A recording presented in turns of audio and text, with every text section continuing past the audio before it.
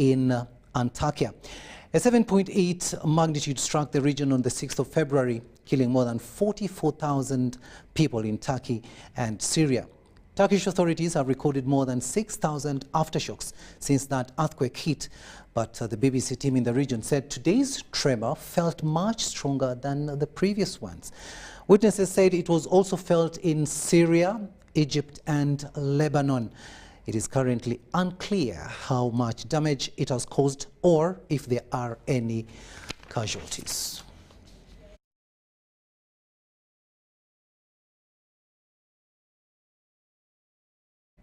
Now that is a developing story, and we'll keep you updated on the goings-on in Turkey. Now, President Yoweri Museveni has advised Ugandans living in the United States of America and the United Kingdom to utilize the available opportunities to invest in Uganda. According to President Museveni, Uganda is a secure country whose economy is growing stronger day by day, and its citizens in the diaspora should use the chance to develop themselves economically. He made the remarks while meeting a team of Ugandans living in the US and the UK at State House Entebbe. Take a watch. The government is looking for the money in the banks may be expensive, but there are government money which we give through UDB, through the PDM, the village circles, which is much cheaper. But if you came in, if you are able to neutralize those liars who are diverting you, then the work would be much easier. So really your role would be to make the work much easier, but also for your own benefit. We are the ambassadors out there. We are the face of the government, and therefore we have to be the ones that lift our flags high in terms of looking for investors, in terms of selling our country, in terms of tourism. That we do have investors with us who are 100% willing to invest in healthcare, worth £500 million to £1 billion, in tourism, £8.5 million, agribusiness and value addition, packaging and food security at a tune of £25 million, and education and health on top is £10 million. We have these people, and if we need them, we can just call them and they'll be here. Your Excellency, we subscribe to NRM. We believe in the ideology of NRM, so we are doing mobilization. As we are doing our mobilization, we are mobilizing not only NRM, we are not only preaching to the converted, but we are preaching to Ugandans. How are we doing this? We are selling the idea of Uganda.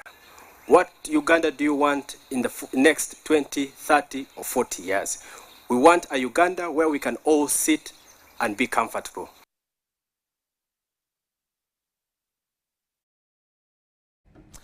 President Yoweri Museveni meeting with Ugandans who are living in the US and the UK, and of course talking about investing in the country. To Serere now, where different security agencies have beefed up multi-layer security fabrics ahead of President Museveni's arrival to canvass support for the NRM party flag bearer Philip Owucho in the Serere County by-elections, facing off FDC's most preferred Emmanuel Eratu. President Museveni's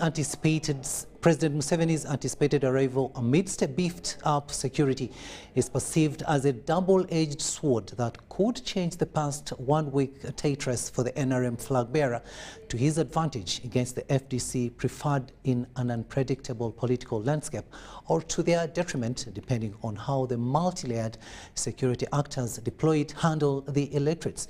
Robert Onyango reports that police interim assessment rules out any disruption towards the president's arrival.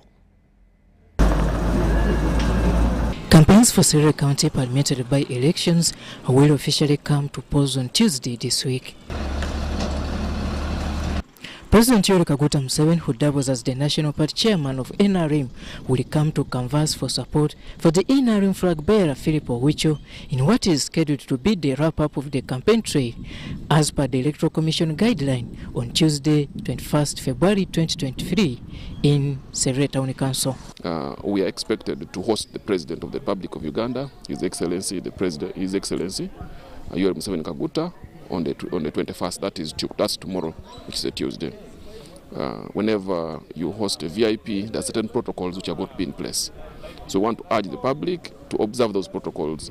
However, with just a countdown of 12 hours left towards the March anticipated arrival of President Museveni, security operators have been heightened up, with the different multi-yard security actors deployed to ensure no acts of lawlessness are exhibited before the president is in the district to campaign for support in what was formerly the FDC stronghold base. To make sure everyone exercises their rights, and you've observed we have enough manpower to make sure there's peace.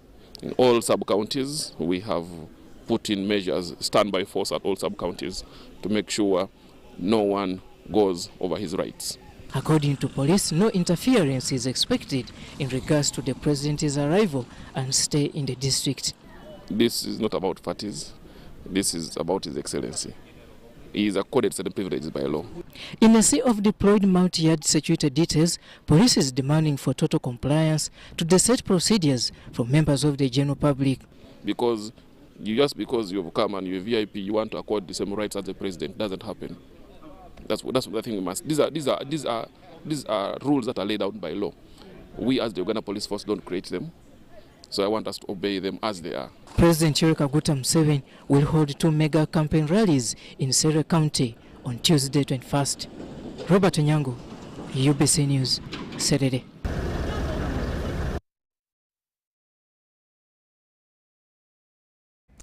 We'll remain in Serere momentarily, where it is understood that tension is brewing in Serere district as political parties with flag bearers in the contentious Serere County by-election push to the end of campaign rallies on Tuesday at 5 p.m. This week, with ANT candidate Alice Alaso vowing not to halt her campaign program because of the presence of President Yoweri Museveni, who is expected to garner support for the ruling NRM candidate Philip Owicho at 3 mega planned rallies of Chiere, Kateta and Ochapa in Serere County. However, in what seems to be the conundrum of anticipated violence, police says they won't be swayed by opposition maneuvers, insisting that the president will deserve the utmost respect befitting a head of state in any given country. Robert Onyango gives us more. Candidate for Alliance for National Transformation, Alice Alaso is among the potential candidates vying for the Serere County parliamentary seat. Alice Alaso also held a parallel media briefing to counter the police security guidelines to the public ahead of the president's arrival. There is a pre-ticking of ballot papers, and this is where the Electoral Commission should put its act together. Now, ballot stuffing comes when they are voting, okay? So if people are already having allegations of ballot stuffing, have we voted? No. So probably, you know, now you can see it yourself as media. If already they are alleging ballot stuffing when we have not voted, so where are the ballots that they are stuffing? I'm surprised to hear that some of our colleagues are already saying that the NRM has already ticked ballots. Honestly, today is the 20th. I'm not even aware whether the ballot papers have already entered the district. I'm not aware. And it is so surprising. By the way, we need to take keen interest in this, because they may think that they are ticking for our candidate, kumbe they are ticking for the opposition or for the other candidates. She complained of an attempted interference of her last day of the campaign trail, suspected by security actors. We've also noticed them dishing loads of money. We have been holding meetings in wherever parish we've gone. We've been holding meetings, and of course in meetings it is allowed to share water with the people. The sun is just too much. It is too hot here where we are, so you cannot hold meetings with people and you don't drink water with them. Santim complains that such malpractices gives a disadvantage to the opposition. Tomorrow is not far. When you monitor and find out that actually what we have been told they are planning, that they put it into practice, then you would be able to show where the cause of violence was. The heavy deployment of security actors is a major concern for the ANT team, which has pinched camp in Serere County to deliver victory for its candidate. All the NRM machinery is already deployed here. The machinations that they are trying to do here are not different from what they've done in all the by-elections. You may have noticed the deployment of security forces literally on every road coming here. If you follow the Atira road, you find police roadblocks. If you go on Ngora, roadblocks. You go to Kagwara, roadblocks. We are wondering which criminal are they looking for. The biggest contention is about a possible collusion in the campaign program on the last day. I have every right as a nominated candidate to be where the law has positioned me to be for the day. So if he moves in two, then that's when his convoys would clash with our convoys. But if he sticks his own candidate, then the program would remain as it is. So it is not the NRM party that designed the routes where the president will pass and where other leaders of the other parties will pass. It is not our work. It was the work of Electoral Commission together with the security teams. The Electoral Commission has been urged to remain neutral and deliver a free and fair election. So he's going to come through Ngora. My main rally is on that road. And that is precisely what happened in Arua. We had our main rally in one corner. The whole president and his convoy decided to follow us on our corner. But by today, to this effect, I've not received any official communication regarding the change of the venue for the presidential visit. Police maintains there is no contradiction in its arrangements of recognizing the NRM chairperson, who is a legitimate president. What I want to tell them is, let us conduct ourselves with decorum and follow the laws as laid out by Electoral Commission, because the Electoral Commission has laid out the guidelines. That President Museveni being the president of the Republic of Uganda, people must know he takes precedence. He has to be given that leeway as the president of the Republic of Uganda, him being a chairman of the party. The biggest contention is about a possible collusion in the campaign program on the last day. Does not take away his rights and his privileges as the president of the country. So wherever he's going to pass, it is his security team that is in charge. So we are not the ones in charge. So we cannot be blamed for wherever he's going to pass. This is Serere District Playground, and here it is where His Excellency Yoweri Kaguta Museveni will be convening his last campaign rally here in Serere Town Council on Tuesday, 21st February 2023. Robert Onyango, UBC News, Serere District. And we do hope the by-election will be violence-free. Back to Kampala now, where the First Lady and Minister for Education and Sports, Janet Kataha Museveni, has endorsed the second phase of the Education Response Plan, ERP2, for refugees and host communities in Uganda.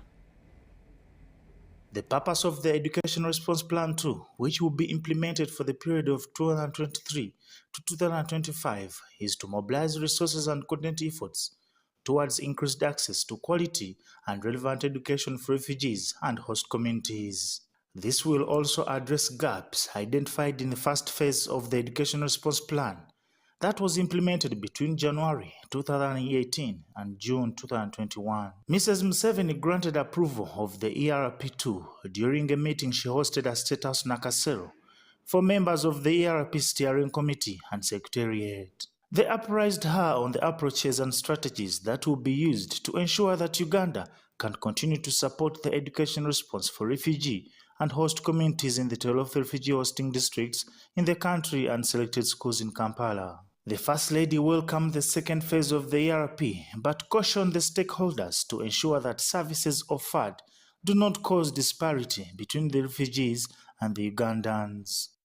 Our own sector of education must know what the refugee program is doing in the refugee areas, so that instead of planning for those areas, they plan for the rest of the country where this funding is not going all the time, so that We are not skewing up our education sector program.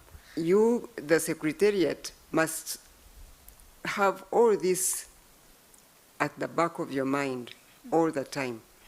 The planning and the monitoring. Exactly what are we doing with the funding that we got for this program? It must do, and it must ensure that we do what we do for our refugees, like what we do for our people. For the host communities, of course, but also it must be at par with the rest of our planning. Otherwise, it will look like we're taking more care for refugees than we're doing for Ugandans, and really, that doesn't go well.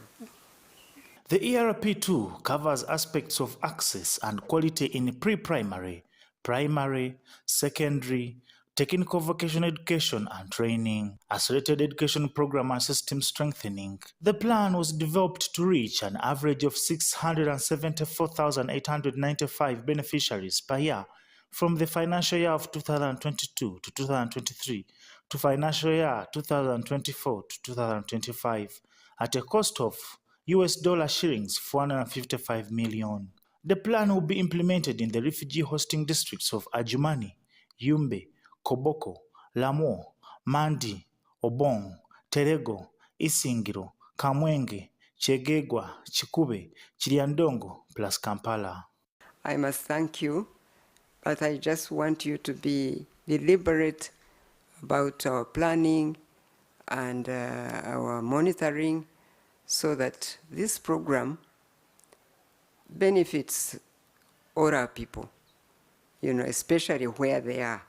But also keep in mind that it shouldn't be more than what we do elsewhere. That's also very important. But I can assure you, I know how much you have worked with us on this journey, and all the other donor groups that work with us in education. We really do appreciate what you do. So I want to thank you so much. On behalf of the Education Development Partners, Nebandra Dahal, UNICEF's Chief of Education and Adolescent Development Program, reported that the establishment of the ARP Steering Committee and Secretariat has enabled a stronger and regular monitoring system of data and funding. Raising funds is always a problem, Mama, because there are so many new emergencies coming, and the global attentions tend to shift to the new emergencies and away from the protected emergencies. So once this plan is approved, Mama, we would like to approach you as UNICEF as the chair, and together with UNHCR, maybe we can do a local level, high level meeting with potential donors to mobilize their support. Baguma William, reporting for UBC. Police have arrested 2 suspects of sodomizing juveniles and young adults. Now, these are accused of using their status quo to project traumatizing sexual activities to inferiors. Security have also launched an operation of hunting those spreading homosexuality and gay videos on different platforms. Among the arrested include Serere Michael, 34 years, a businessman in Mbarara who employed young adults to support his business and ended up exploiting them into improper sexual intercourse. Who are below 17 years, we are charging him with the aggravated defilement of the male victims who are below 17 years, and then also for those who are above 18 years, we are charging him with rape and also engaging in unnatural sex practices with them. Now, I want to thank these victims because they actually took the courage to come out and report the matter. We've subjected them to medical examination. Matovu Jimmy, 30 years old, is another suspect who invited a male friend of 24 years and tried to rape him, and the scuffle attracted bystanders who notified police. Matovu was arrested and police have established his syndicated acts of homosexuality. This is a man who picked a knife and put his friend at a knife point for him to undress so that he can sodomize him.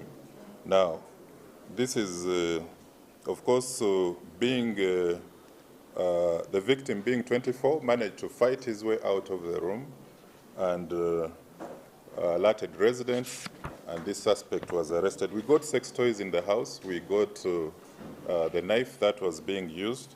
So we are charging him with threatening violence and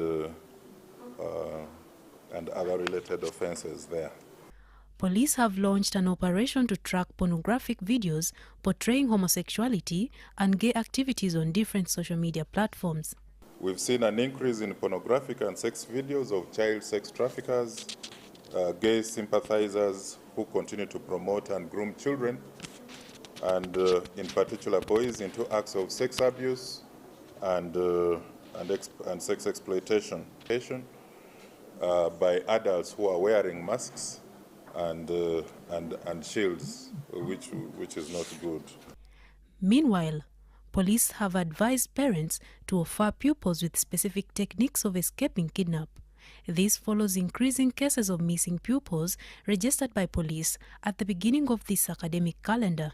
We also need to teach our children active resistance skills, whereby a child can shout out loud, can kick around, can bite a person who is trying to kidnap them, and also even screaming at the top of their voices. These are things that our children are not taught, and they continue to fall victim to these child kidnappers and predators. In another development, police in Entebbe have arrested Dennis Kutesa, an intern nurse, gynecologist at Entebbe Grade B Hospital, who has made it a habit of raping patients. Pregnant women who come to seek services of gynecologists, and while he appears to them that he's giving them services of gynecology, he puts them under. That means chloroforming them, and then starts the act of rape. So far we have identified one victim. The other refused to be subjected to chloroform, and nothing happened to her. So we have preferred allegations of rape and attempted rape. However, we do suspect that there are other victims out there whom this act happened to and have not come up to report, or they don't know what exactly happened, because most of them only wake up when they are staggering and are always finding their way out of these hospitals. So we appeal to them, if Kutesa has ever worked on you in issues to do with gynecology, report to Entebbe Police Station so that we record your statement and have you subjected to a checkup. Police have invited all victims of sexual harassment by Dennis Kutesa to record a statement for justice. Marion Awori and Abdul Nasir Lubwama for UBC News. The government has committed 339 billion shillings to conduct the first digital national population and housing census in August this year, while receiving computers and accessories support from the United Nations Population Fund towards a successful census. The Executive Director, Uganda Bureau of Statistics, Dr. Chris Mukiza, said there is a gap of 34 billion of the 373 billion required for the exercise. Here is our reporter, Farida Nafka, with more. Uganda National Bureau of Statistics is preparing to conduct the first digital national population and housing census, expected to last 10 days, starting night of 25th August to 3rd September 2023. The Bureau will do a pilot census, an experiment to be conducted in March this year. Accordingly, UBOS has used digital surveys, and this census will be used for scaling up. UBOS has developed a data quality assurance framework. The beauty of the digital means we are going to use IT. There are these tablets instead of the paper. Now we have inbuilt checks. If you go to household and they tell you they are 10, and the head of household is headed by a lady, and somewhere they are answering as if it is a he, then you say, at the center we shall be seeing Is now the data entry clerks, because a numerator now is working as a data entry clerk. What we shall have are the validators. So that is the only job we have wiped out. The exercise is estimated to cost 373 billion shillings, where billion will be used for recruitment, training and remuneration of field workers and procurement of field equipment.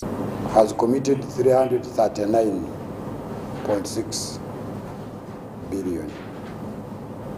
And we expect that the 10% remainder, the financial constraint is talking about, which is approximately 34 billion, will be mobilized through NFP Adoa system. And that one will mainly fill the gap on publicity, other IT, data center. Data collected through the census, like the population structure, supports activities of development partners. This is one of the reasons United Nations Population Fund has supported this exercise with over 20 computers and accessories worth 157 million Ugandan shillings. This equipment is appropriate in supporting georeference data and analysis of large data sets. UNFPA's mandate on data and evidence generation is to strengthen national capacities to ensure that population and housing censuses are of high quality in terms of generation, analysis, dissemination, and utilization of the data, and that this is undertaken in a timely manner. The last National Population and Housing Census was last conducted in September 2014 and recorded a population of 34.6 million people. I'm Nafka Farida and Daniel Gemwa in Kampala. Now, State Minister for Fisheries Adoa has broken silence on accusations of deliberate absence from Serere County by-election. Adoa, who is on maternity leave, says she's not yet in good health to engage in vigorous political activities, but is confident NRM will win despite some pockets of division. Henry Okrut reports. The Serere by-election campaigns have been hot over the last couple of weeks. Accusations on one side and counter-accusation on the other have been common.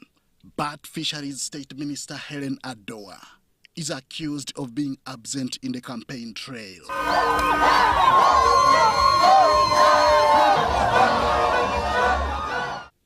Adoa has refuted these claims, citing her health condition. I have been on the ground and they know it. Only that everyone who knows, especially in Serere, know that I am on maternity leave, and it has not been easy for me to run around. One, because of my health. Secondly, I cannot put the lives of my children at risk. Adoa, who is the woman member of parliament for Serere district, says her support for the ruling national resistance movement is still unmoved. I am here to tell whoever wants to listen to me that's not true that I'm against my flag bearer. These are assumptions, only that I am just on maternity leave, and also because of the behavior of some of the secretariat members, which has made most of the people to the ignorant, and it makes people to go down. With President Museveni expected to campaign for the NRM flag bearer on Tuesday, Adoa is confident the ruling party will win. We have 2 opposition candidates. We have 3. We have a flag bearer and 2 independents. And the 2 independents are actually our NRM. But because of our party, so some of us will go with the flag bearer. But let us learn to respect the other people. She wants prominent opposition figures in the by-election race, including ANT's Alice Alaso, to join NRM, and these are her reasons. She has been with us in NRM. She's more NRM now than any other thing. So I want to ask her, to abandon now ANT and just come openly. Tomorrow the president is coming to Serere. I would want my sister to come and join us in this struggle because she has seen it can't work. Voting for the Serere County parliamentary by-elections is slated for Thursday, 23rd February 2023. Henry Okrut, UBC.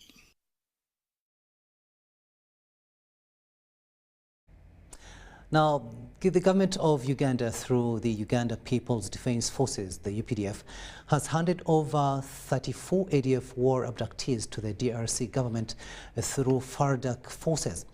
The UPDF Commander Land Forces, Lieutenant General Kiijanangoma, presided over the handover at Mountain Division Headquarters at Mohoti Barracks in Porto. The 34 Congolese nationals were abducted during the Operation Shuja that started fighting the ADF militia group in forests of eastern DR Congo 14 months ago. According to Lieutenant General Kiijanangoma, ADF abducts civilians and trains them to become their fighters. He added that after disrupting ADF activities by killing and capturing most of them, together with their weapons, they have been weakened. Young people here, you see, were abducted from different places within the DRC. So during our operations, the forces managed to save these kids and these young other people from the ADF captivity. Kiijanangoma said they are mixed ADF fighters from all African countries and Arabs. We've been getting Ugandans and Congolese, both of them are those forces. Not only Ugandans and Congolese, but also you find the Kenyans, because they are those foreign fighters. You find the Kenyans, you find the Rwandans, you find the Burundians, you find people from as far as South Africa. Major General Dick Olum, the commander Operation Shuja and commander Mountain Division, said that most of these abductees were abducted in the bushes of DRC and brought by the helicopter. They said they were all abducted. No problem, whatever they've been doing in the field. Like any change, what we did is that from those areas, hard to reach areas, Hakuna barabara, no roads, we brought them mostly by helicopters. We would have handed them over that side. How many are they here? These are 30, I know. 34. So, because they came here through the air, now we thought, now that the general from Congo has come, when he's going back, he would rather take them. They will be handed over to non-government organizations for rehabilitation, while those from Uganda are going through rehabilitation in different centers. The FARDC commander, Brigadier General Biangolo, while receiving abductees, said that when they reach their headquarters, they will call their families and hand them over to them. He added that the operation to eliminate ADF in the DRC is still ongoing and success has been registered. ADF terrorist activities have generously reduced in the DRC since the intervention of UPDF under Operation Shuja. Every minute a good day.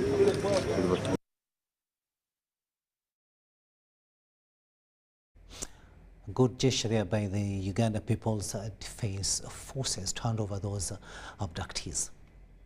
Now, Uganda Business and Technical Examinations Board assessors have undergone a practical test item to examine the processes of the examinations. The manager, Vocational Education, Nasaz Ajalia, says the assessors are to look at the critical points that can affect the results of particular products and share it with the examinations board. Sudat Kaye reports. Assessors of Uganda Business and Technical Examination Board have been encouraged to share what they have learned with their colleagues to increase efficiency.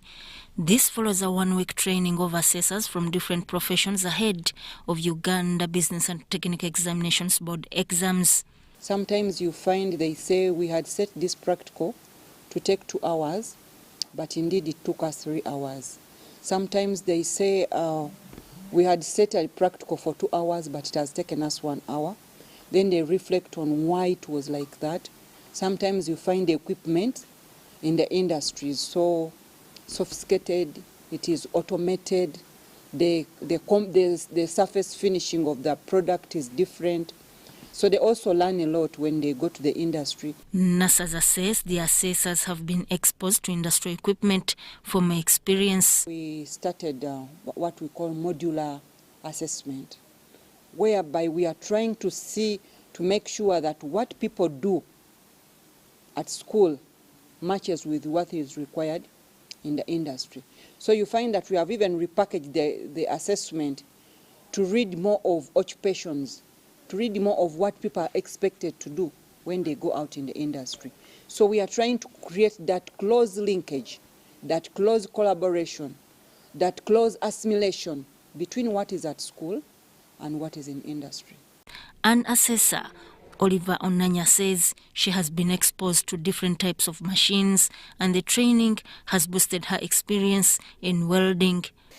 I used to only learn in arc welding, but here in the workshop we have got different types of machines like TIG welding machines, MIG and MAG. As an examiner, before you set a paper and give it for the students to do, you have to first test it. Because in testing, you'll be actually interested in some other items like time, so that you'll be able to time the learners. Sudat Kaye and Henry Muganga, UBC News. Let's go to Tororo now, where State Minister for Defence in charge of general duties, Jacob Oboth, has directed the Office of the Chief Administrative Officer, Tororo District, to immediately hand over government official stamps to LC1 and LC2 chairpersons of Tororo County. He was officiating the handover of 990 bicycles to the district LC1 chairpersons. Minister Oboth ordered for the immediate handover of government official stamps to over 400 LC1 chairpersons in Tororo County. Before I leave here, the cow should find out and quote me to the PS that I am directing you to give the stamps as we agreed earlier. This was during the handover of 990 bicycles to the district LC1 chairpersons. Because when you have a whole 2 counties without the stamp, anything can happen, anybody can write anything. And we thought, whereas we have issues that cause not for the LCs not to be elected there, we are trying to find solutions for our local problems. The LC ones are the ones in charge of the security of the areas. They write and sign off movement permits for animals, but even when people are moving, they write and be able to recognize that these are residents of the area. Later, over 900 bicycles were distributed to Tororo District Local Council chairpersons to aid their movements while monitoring government programs. It is hoped that this will also improve on service delivery. Enhanced ability of LC1s to reach out to the people of the community, enhanced communication, closing up of those communication gaps. That bicycle is an asset for that village and trusted to the chairperson who is elected by people to supervise and superintend of the day-to-day activities in that village. Anyone who will sell that bicycle, we will have no discussions with them, but for them to support us in Morkatipe when the rains come to generate NTR, non-tax revenue, in terms of the produce that will come from Morkatipe. It is here that the LC1 chairpersons from Tororo County expressed their disappointments over lack of official stamps. One of my community members wanted to take a loan in Equity Bank. So the bank needed actually an introductory letter from the LC1. But when I gave that person a letter, the manager refused. The students who need to maybe to join universities or tertiary institutions, they are always referred to us. But it has been a challenge. Tororo District has a population of about 700,000 people, 42 sub-counties and 1,337 villages.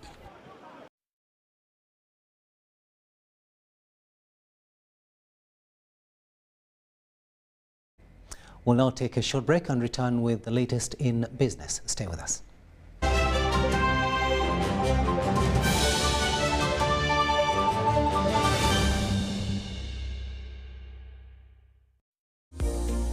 want to transport to the wrong person? Here's how to reverse it with MTN Mobile Money. Dial *165#. Select My Account. Select Initiate Reversal. You will see your last 3 transactions. Select the transaction you want to reverse. Enter your mobile money PIN and you'll get an SMS confirmation that the transaction has been blocked from being withdrawn. And that's it. Please note, only transactions that haven't been withdrawn can be reversed.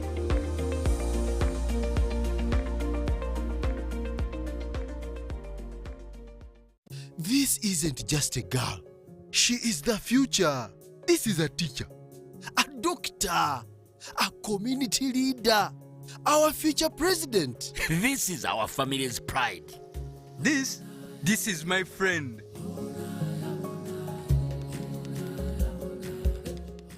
This is the future of our nation. She is the future of Uganda, and the policies I enact today will protect her from teenage pregnancy. She is the hope of our community, and I will talk to others about how we must protect her. She is our family's pride, and I will protect her from child marriage and talk to her about the dangers of teenage pregnancy.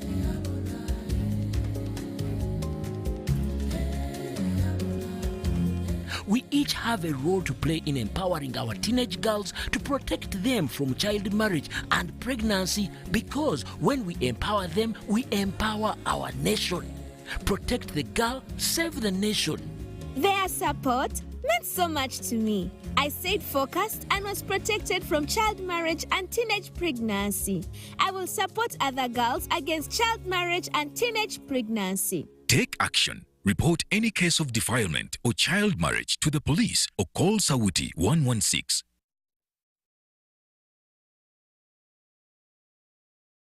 Get the most affordable 4G smartphone in Uganda from Airtel. Now heavily discounted from 250,000 shillings to 150,000 shillings only. Yes, 150,000 shillings only to keep you connected to your loved ones. Dial *175*94# to activate free 1 GB instantly and 100% double data on all weekly and monthly bundles for 3 months. Get one today while stock lasts from the nearest Airtel shop.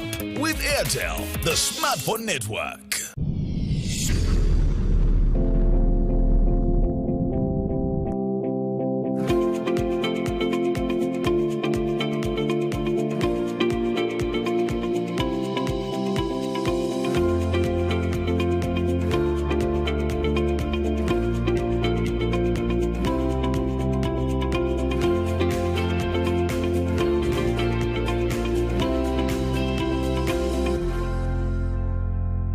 Did you know that you can safely and conveniently make your school fees payments anytime, any school, anywhere using Airtel Money? Oh yes! Simply pick up your phone and dial *185#. Select option 6, school fees. Choose between school pay, peg pay, or shore pay. Enter student number. Enter amount, confirm name and transaction. Enter Airtel Money PIN. A confirmation message will be sent to you upon a successful transaction. Airtel Money. Instant, secure, borderless.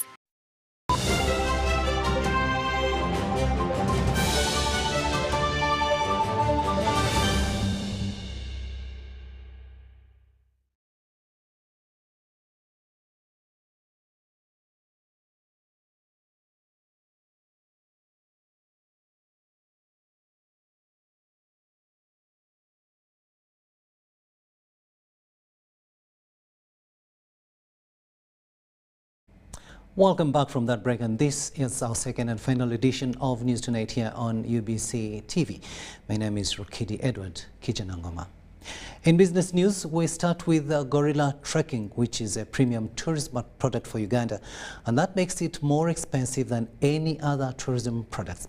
Despite the high cost for one permit, some tourists resort to purchasing at least 2 permits per person to avoid missing the fun. Here is more. A gorilla trekking permit in Uganda for a foreign tourist is $600, which is about 2.2 million Ugandan shillings.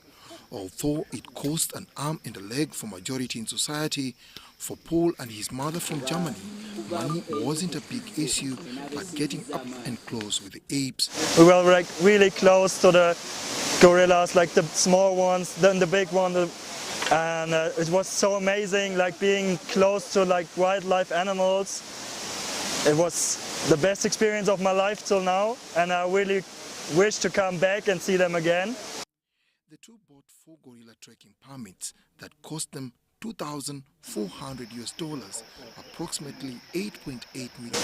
Okay, so yeah, we are doing a second trip to the gorillas, a second trekking. Of course, it's not that kind of, it's kind of expensive, but it's really worth it to see the gorillas. You have like 1 hour, and we thought like we are traveling the whole way from Germany. So we thought about it's worth it to have like 2 hours in both trips. So yeah, we try to see another family, new area, maybe something new. Tomorrow we have a short trip and not so back in the mountain. So, but I hope we see much more gorillas. That was great. In the United States of America. Yes. Uganda is just, who knew, the most beautiful country. Every day is a new experience, and every day my mind just goes... When I read about the difference between Rwanda and Uganda, I knew I wanted to come to Uganda, like, immediately. And my father backpacked from Cairo to Cape Town by foot in 1975. Wow! And he's recently passed away, and so I wanted to come and walk in his footsteps a little bit. The dense and green Bwindi Impenetrable Forest National Park in southwestern Uganda is the home of over 400 mountain gorillas. Although most of them roam in the jungle, some groups have been habituated for tourism purposes. Dennis Igoa for UBC News. Now, World Animal Protection wants African governments not to endorse traditional Asian medicine that contains parts of wildlife. This was endorsed by Edith Kabesime, the Wildlife Campaign Manager at World Animal Protection, Kampala. Scaly anteaters, pangolins, are one of the world's most trafficked mammals for their meat and scales, which are used as traditional medicine. Available data from animal trafficking shows that at least 23.5 tons of pangolins and their parts were trafficked in 2021. Among the 8 species of pangolins, 4 are found in Asia and 4 in Africa. According to the Wildlife Act, any poacher involved in killing wildlife species faces life imprisonment or a fine of 20 billion Uganda shillings. Pangolins, say per year. So if you look at our country, Uganda, how many pangolins do you think we have? We don't even know the number. So basically, globally, it's a huge problem because, for instance, in Asia, they have almost wiped out all their pangolins, and now that is why now the problem has shifted to Africa, just because the demand for their scales and meat, especially the scales, it's so huge. The co-founder and director Biodiversity Alliance, Rebecca Sandoval, calls for welfare efforts and awareness campaigns to ensure survival of pangolins. If people know more about pangolins, that they are harmless, that it's a life and we must respect all lives. And we put our belief system, there is a belief system in the society, and we put that into action, and we should be able to save them. The act of extinction of the pangolins also affects the Buganda culture, being a clan totem known as Lugave. Edith Kabasime, the Wildlife Campaign Manager at World Animal Protection, urges protection of such animals as well as protection of the culture. In Uganda, we have a clan, the Lugave clan, as the pangolin as their totem. So the pangolins are widespread in Uganda. I remember when I was young, the first time I saw a pangolin, it was a dead pangolin. And a man in our village killed it because there was this belief that pangolins, they cause lightning. they cause politening. So this guy killed it, and it was so shocking because it was the first time we saw it. And so meaning they are widespread in Uganda. And if you look at the incidents where Uganda Wildlife Authority and police and URA have nabbed traffickers, it's in different parts of the country, in Pangolin, in the northern part of the country, in the eastern part of the country, even here in the central region, so they are quite widespread. But of course their populations are dwindling, and we don't even know how many we have. But all we know is that they are being exploited at a scale that is unbelievable. You make some commitments today? Yeah. To protect the pangolin specifically?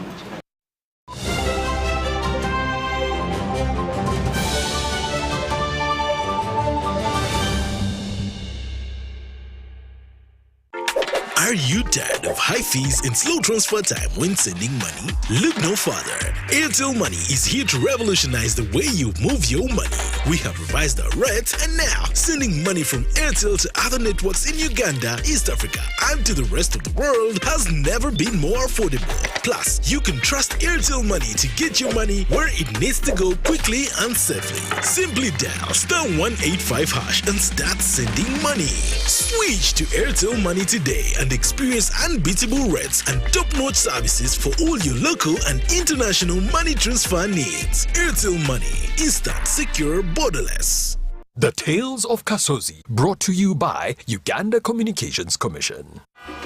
Hello? Hello? This is Kasozi. How can I help you? Hey, Kasozi, my brother. Long time.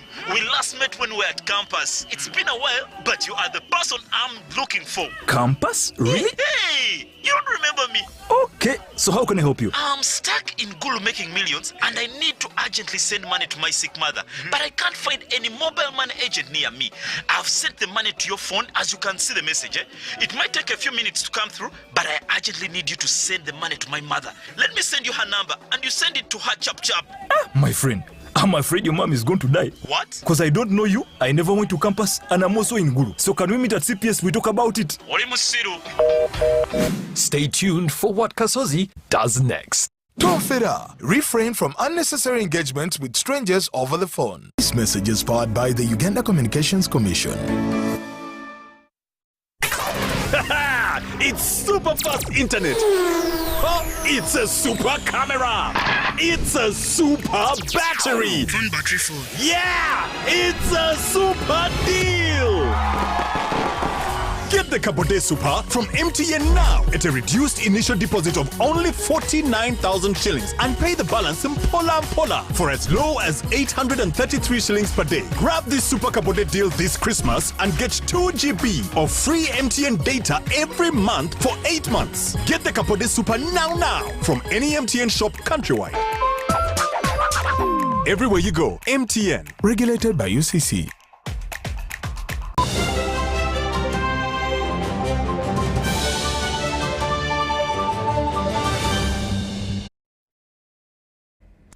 Welcome back. Let's have a look now at the latest in sports. And it's good news because Uganda made a brilliant start to their expedition at the 2023 Total Energies Under-20 Africa Cup of Nations, winning the opening Group B game against Central African Republic. In the game played at Suez Canal Authority Stadium, the Hippos were dominant right from onset, taking charge of every aspect and won 2-1. Captain Isma Mugurusi and John Paul Dembe scored a goal each for Uganda, while Boris Benu got the consolation for Central African Republic. The Central African Republic barely troubled Uganda, and their resilience in the first half was broken when the Hippos hit the second gear in the second half. Uganda will return to action on Thursday against Congo-Brazzaville.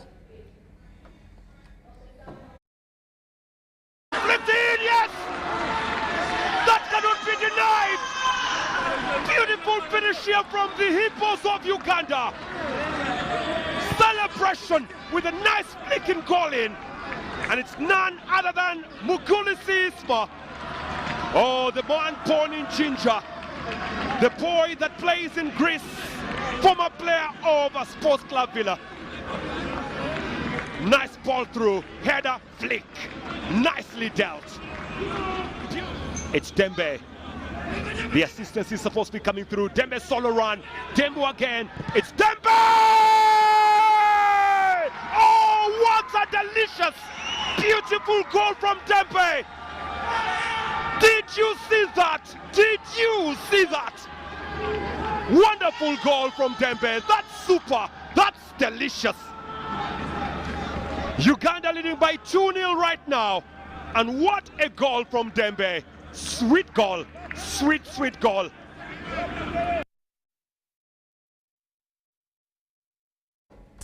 And Otai, indeed, we saw that goal. It was brilliant. And of course, we do expect the Hippos to do well again once they meet Congo-Brazzaville on Thursday. And with that story, we've come to the end of this second and final edition of News Tonight here on UBC TV. Thank you so much for having kept us company. My name is Rukidi Kiijanangoma, wishing you a blessed night and see you tomorrow.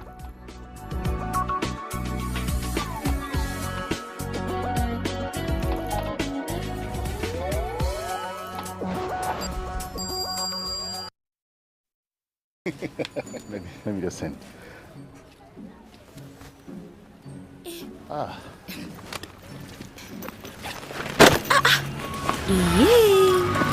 Yes. Oh. Accessing your contacts the old way. Yeah. Accessing your contacts with the My Airtel app.